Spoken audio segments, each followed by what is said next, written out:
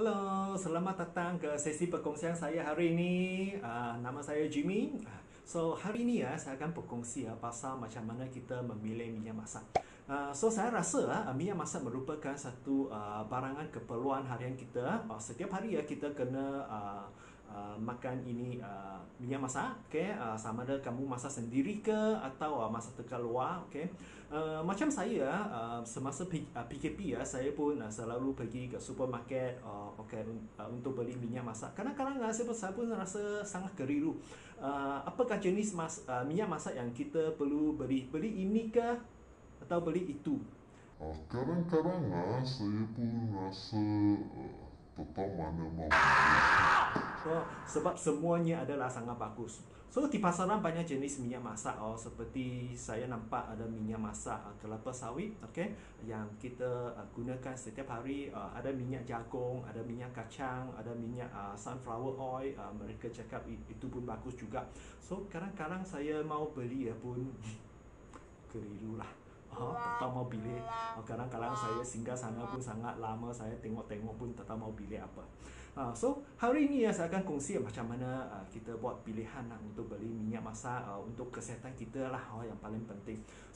Satu faktor yang sangat penting apabila kita membeli minyak masak, satu faktor ini ya adalah faktor tahap toleransi haba setiap jenis minyak masak.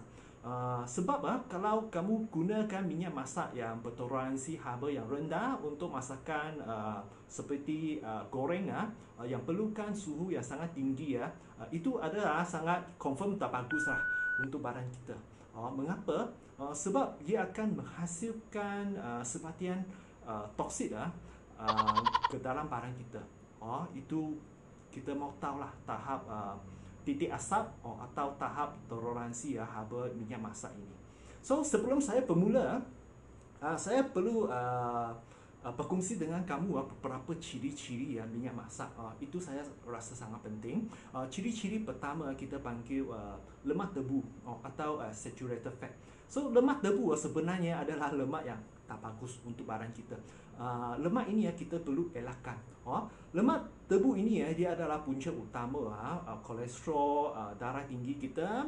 Dan lemak debu ini pun akan meningkatkan tahap lipoprotein ketumpatan rendah atau yang kita selalu panggil kolesterol LDL dalam badan kita ini. Itu memang tak bagus punya barang. Kita perlu elakkan. Okay. Yang ciri yang kedua adalah lemak tertebu, unsaturated fat. Lemak tertebu ini adalah lemak yang kita kena ambil banyak. Sebab ini lemak dia sangat bagus untuk badan kita. Dia boleh membantu penyerapan vitamin A, D, E dan K ke dalam badan kita ini. Dalam unsaturated fat ini atau lemak tak tebu ini dia termasuk lemak mono tak tebu dan juga lemak poli tak tebu. Kedua-dua ini adalah lemak yang bagus. Kita perlu ambil. Kalau minyak masak yang kita pilih dia tinggi dengan itu lemak tak tebu, itulah pilihan kita untuk menjaga kesihatan kita. Yang ciri-ciri yang ketiga yang kita perlu perhatikan, macam yang saya tadi cakap, kita mau tahu tahap toleransi haba setiap jenis minyak masak. Oleh itu kita mau tahu titik asap setiap jenis minyak masak. Apakah itu titik asap? Titik asap merupakan suhu maksimum minyak masak kita sebelum dia terbakar menjadi asap. Kita mau tahu lah. Ini yang sangat penting. Hari ini saya akan kongsi secara teliti beberapa jenis minyak masak yang kita lazim guna. Saya akan buat perbandingan untuk rujukan kamu. Okay. Minyak masak pertama yang saya mau berkongsi adalah minyak masak kelapa sawit. Saya rasa banyak orang pun sudah tahu lah apa itu minyak masak kelapa sawit. Itu adalah minyak masak yang kita selalu guna. Minyak masak kelapa sawit titik asapnya adalah sangat tinggi, iaitu 230 darjah Celsius. Minyak masak kelapa sawit ini sebenarnya adalah minyak goreng yang sangat efisien sebab dia tahan suhu tinggi. Tapi minyak masak kelapa sawit lemak tebu atau saturated fat dan lemak tak tebu unsaturated fat adalah lebih kurang sama tinggi. So minyak masak kelapa sawit merupakan satu sumber vitamin E dan juga antioksidan yang sangat bagus. Okay, ia boleh disimpan dengan masa yang lebih panjang dan tidak akan jadi dengit. Okay, so tapi apabila kita mau mengambil minyak masak kelapa sawit ini kita kena ambil dengan sederhana. Mengapa? Sebab lemak tebunya pun agak tinggi juga. Ambillah dengan sederhana. So minyak masak yang kedua kita adalah minyak canola. So minyak canola adalah sejenis bunga. Okay. Minyak canola ini dia pun tahan haba yang tinggi, suhu yang tinggi. Titik asamnya adalah 200 darjah Celsius. Amat tinggi juga. Okay. Tapi untuk minyak masak ini satu kelebihannya adalah dia mempunyai lemak tak tebu. Unsaturated fat itu lemak yang bagus, yang amat tinggi. Di samping itu lemak tebunya pun agak rendah juga. So ini adalah minyak yang sangat sihat untuk kesihatan kita lah. Selain daripada itu ia pun kaya dengan omega 3 omega 3 yang kita selalu dengar. Kita ambil omega dari itu ikan sana, tapi canola pun ada omega 3. Dia sangat bagus untuk saluran darah kita, sangat bagus untuk jantung kita. So ini kita boleh pilihlah minyak ini kalau kita mau jaga kesihatan kita. So tapi untuk minyak canola, kalau sudah buka lah, kamu kena simpan di tempat yang dingin dan jauh daripada haba atau sinaran matahari, dan habiskan dengan lebih cepat sebab dia mudah jadi dengit. So ini adalah kelemahannya. Okay. Seterusnya adalah minyak kelapa. Minyak kelapa Malaysia pun banyak juga minyak kelapa sebab kita banyak pokok kelapa. Okay. So minyak kelapa ini dia hanya tahan haba sederhana, di mana titik asamnya adalah lebih kurang 175 darjah Celsius hingga 180 darjah Celsius. So dia hanya tahan suhu sederhana saja. Tapi antara minyak-minyak masak yang lain, minyak kelapa sebenarnya lemak tebunya paling tinggi. So itu saturated fat, saturated fat ni amat tinggi. So itu adalah lemak yang tak bagus amat tinggi. So kita kena ambil dengan berhati-hati. Untuk minyak masak kelapa sebenarnya dia boleh simpan dengan masa yang sangat panjang, lebih daripada 1 tahun, dan tidak akan jadi dengit. Okay. Dia sangat bagus untuk membakar roti ke, kek ke, okay. Dan dia boleh sebagai gantian untuk butter atau margarin semasa you buat kek ke atau cookies ke, dan lain-lain juga. Okay. So dia sangat bagus untuk jadi moisturizer. Kalau you mau sapu atas you punya itu tangan ke, kulit ke atau rambut ke, itu pun adalah satu minyak yang sangat bagus untuk kulit kita. Seterusnya adalah minyak zaitun. Okay. Minyak zaitun kita tahulah olive oil. Okay. So minyak zaitun sebenarnya ada 2 jenis. Okay. Kita di pasaran ada 2 jenis. Okay. Okay. So satu jenis kita panggil minyak zaitun ringan, okay, atau light olive oil. Yang jenis yang kedua adalah darah tambahan atau extra virgin olive oil. So 2 jenis ini dia titik asamnya tidak sama. Okay. Untuk light olive oil atau minyak zaitun ringan, titik asamnya adalah lebih tinggi, di mana ia adalah 240 darjah Celsius. Dan untuk minyak zaitun, kandungan lemak tak tebu atau mono tak tebu yang amat tinggi. So biasanya untuk mereka yang buat panggang atau grill, okay, di pasaran ke atau di restoran ke, okay, mereka pakai minyak zaitun ringan ini. Sebab dia lebih tahan suhu yang tinggi. So selain daripada itu, ini minyak zaitun darah tambahan atau extra virgin, okay, titik asamnya dia adalah rendah sikit, di mana titik asamnya adalah 160 darjah Celsius. So biasanya extra virgin olive oil ini ya dia lebih mahal sebab dia adalah diproses dari tekanan pertama minyak zaitun. So biasanya dia lebih aroma. Okay, so biasanya kita guna extra virgin oil ya, bukan untuk masakan yang bersuhu tinggi. Biasanya kita untuk dressing atau biasanya untuk salad campur dalam salad untuk menambahkan itu aroma lah. So ini adalah perbezaannya dua jenis minyak zaitun ini. So kita kena berhati-hati membuat pilihan apabila kalau betul-betul mau beli minyak zaitun ini.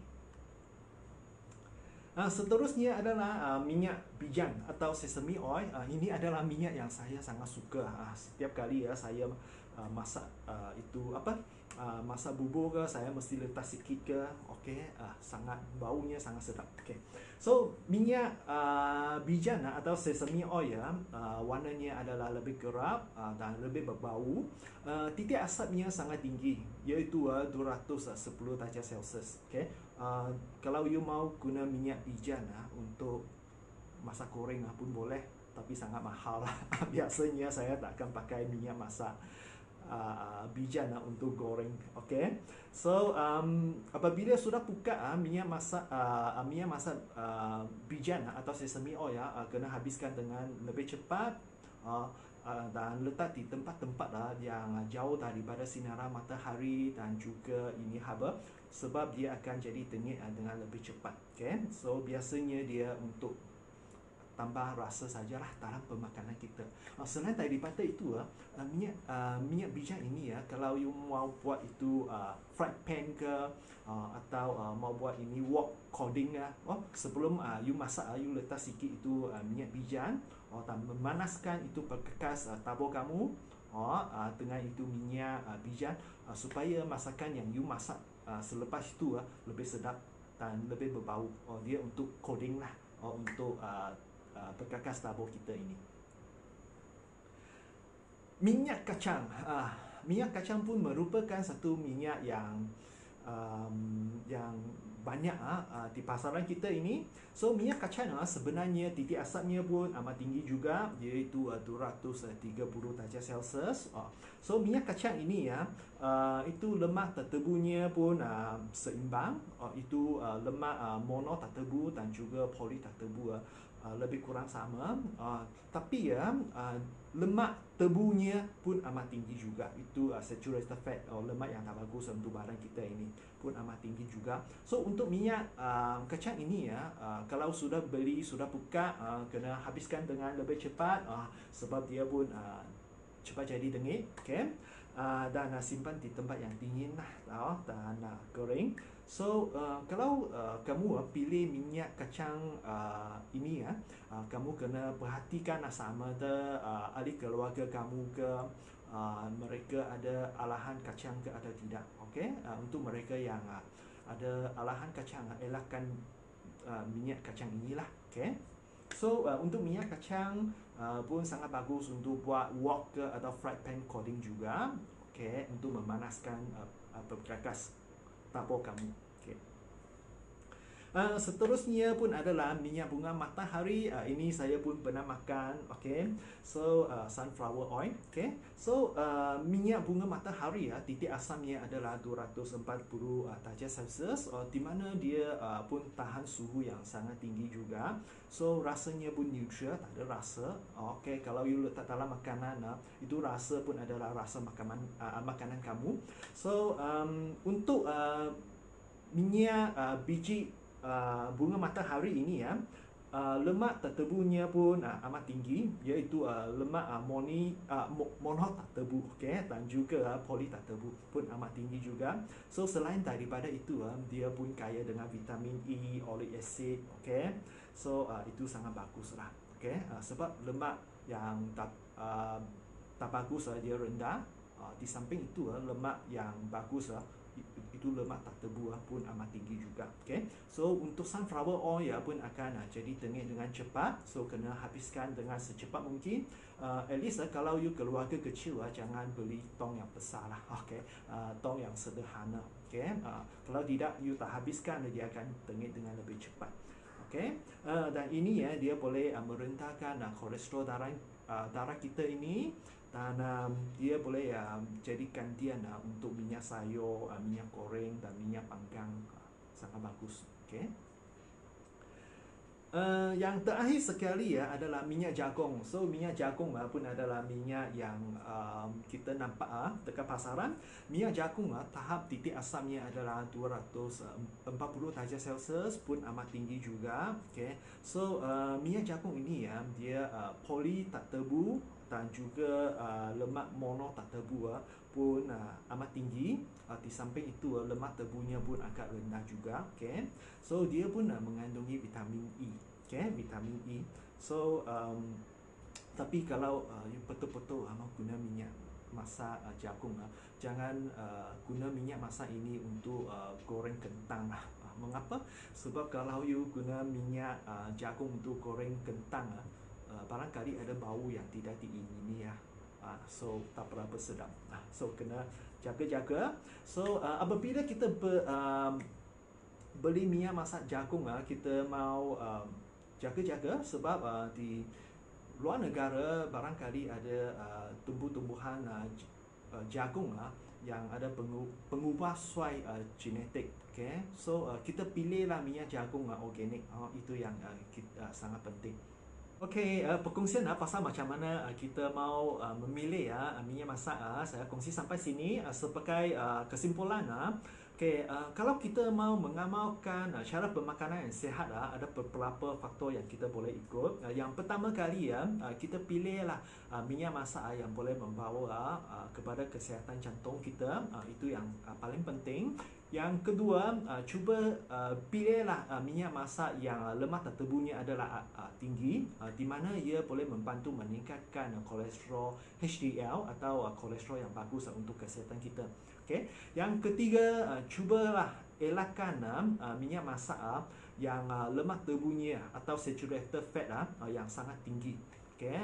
So ini kita kena elakkan sebab dia boleh membawa itu kolesterol yang tak bagus, kolesterol LDL kepada badan kita ini. So di pasaran saya rasa pun tak ada minyak yang sangat sempurna. Okay, kadang-kadang saya buat pilihan, saya pun tengok itu label minyak sangat lama. Okay. So memang tak ada minyak yang sangat sempurna. So ada kadang-kadang ada minyak ini dia ada omega, itu tak ada, ini bagus, itu tak bagus. Okay. Sangat susah mau buat pilihan. Okay.